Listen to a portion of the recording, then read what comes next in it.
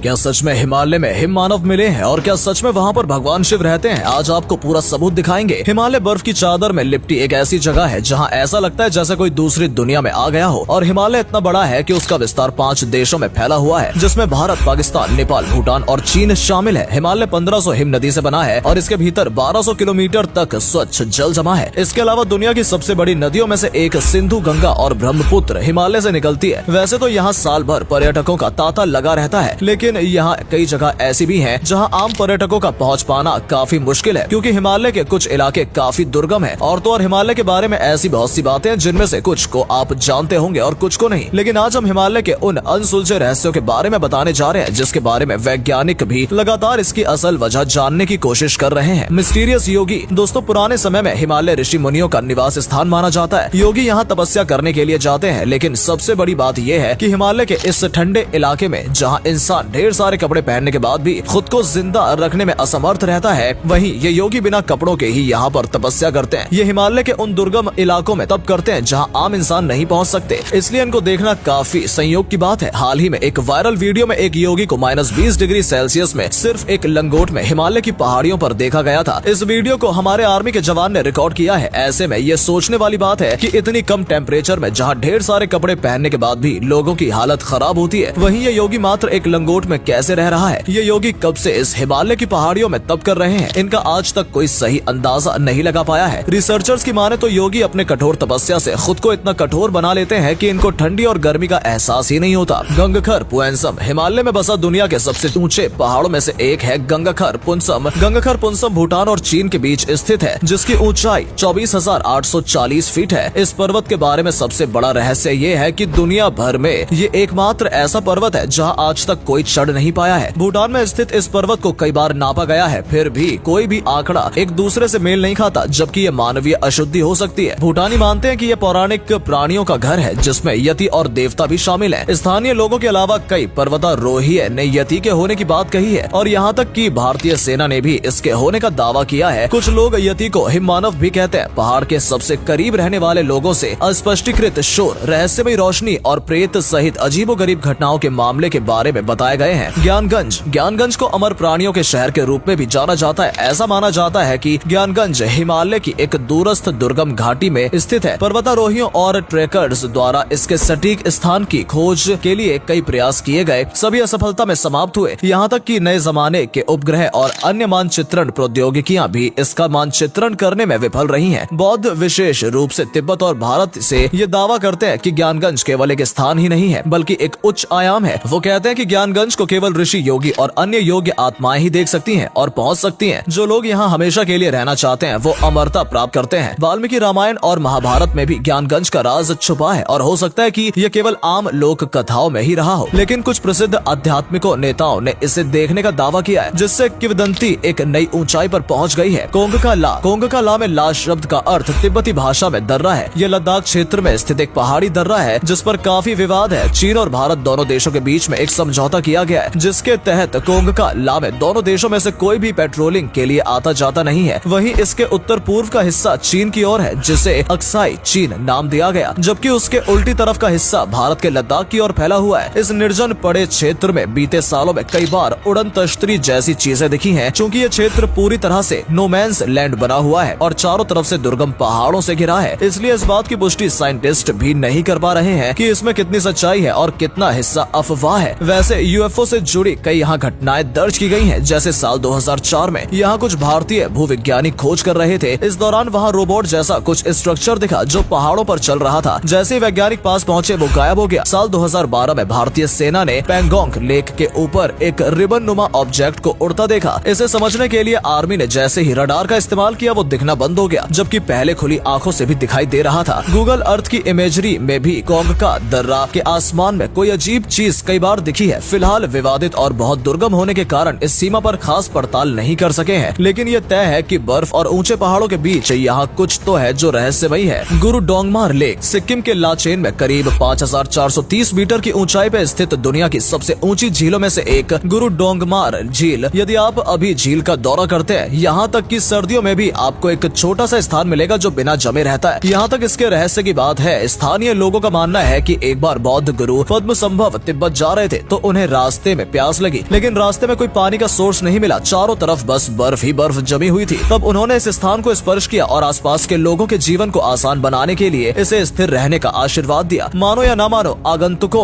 के साथ साथ स्थानीय लोगों का भी यही मानना है कि भीषण ठंडी होने के बावजूद भी यहाँ एक कोने की पानी नहीं जमती है। Unexplained atmosphere. आजकल बढ़ते हुए प्रदूषण की वजह से सांस लेना भी दुश्वार हुआ पड़ा है, लेकिन हिमालय का वातावरण काफी स्वच्छ है, जिसकी वजह से हिमालय की वादियों में रहने वालों को कभी दमा, टीबी, गठिया, संधिवात, कुछ चर्म रोग, आमवात, अस्थि रोग और नेत्र रोग जैसी बीमारी नहीं होती। हिमालय क्षेत्र के राज्य जम्मू कश्मीर, सिक्किम, हिमाचल, उत्तराखंड, असम, अरुणाचल आदि क्षेत्रों के लोगों की स्वास्थ्य अन्य प्रांतों के लिए ही अपेक्षा बेहतर है। इसे ध्यान और योग के माध्यम से और बेहतर करके यहाँ की औसत आयु सीमा बढ़ाई जा सकती है। तिब्बत के लोग निरोगी रहकर कम से कम 100 वर्ष तक जीवित रहते ही हैं। Place of good and bad soul. Himalaya दिन में जितना हसीन और खूबसूरत लगता है, शाम के समय में उतना ही भयानक लगता है। शाम होने के बाद यहाँ बाहर निकलना खतरे से खाली नहीं होता। कई लोगों का मानना है कि यहाँ पर कुछ जगह पर रात के समय में बुरी शक्तियाँ हावी हो जाती हैं। कुछ लोग तो ऐसे शख्स का दावा करते हैं जो पलक झपकते ही गायब हो जाते हैं और फिर नजर भी आने लगते हैं। रोहतांग पास में कई ऐसी असाधारण घटनाएं दर्ज की गई हैं। एबियोट माउंटेन पे स्थित एक बंगलो काफी हॉन्टेड है। बताया जाता है कि इसे ब्रिटिशर्स के समय में एक ऑबिट नामक अंग्रेज ने बनवाया था। उन्होंने इस बंगले में अपनी फैमिली के साथ काफी लंबा समय बिताया, फिर बाद में इसे हॉस्पिटल के लिए दान कर दिया गया। यहाँ हॉस्पिटल के अलावा एक ग्रेवयार्ड और चर्च भी है। हॉस्पिटल के बनते ही ये मरीजों की भीड़ लगने लगी और तभी मॉरिशस नाम के एक डॉक्टर को रखा गया। कुछ लोग का कहना है कि उसे भविष्य देखना आता था। वो मरीज को देखते ही उसके मरने का समय बता देता था, लेकिन बाद में जब इस डॉक्टर के बारे में खोजबीन की गई तब पता चला कि वो एक मानसिक रोगी था जो मरीजों के मरने का समय बताकर उन पर एक्सपेरिमेंट करता था और बाद में अपनी भविष्यवाणी को सच करने के लिए वो उन्हें मार देता था। इसलिए ऐसा कहा जाता है कि यहाँ आज भी उन मरीजों की आत्मा भटकती है। जो लोग भी यहाँ जाने की कोशिश करते हैं वो मारे जाते हैं। लेकिन ऐसा नहीं है कि यहाँ केवल बुरी आत्माएं ही हैं। यहाँ कई ऐसे भी किस्से सुनने को मिले हैं जहाँ पवित्र आत्माओं ने कई लोगों की जान बचाई है और राह भटके लोगों की मदद की है। Magical herbs. हनुमान जी हिमालय के एक क्षेत्र से ही संजीवनी का पर्वत उखाड़ कर ले गए थे। हिमालय ही एकमात्र ऐसा क्षेत्र है जहाँ दुनिया भर की जड़ी बूटियों का भंडार है। हिमालय की वनस्पति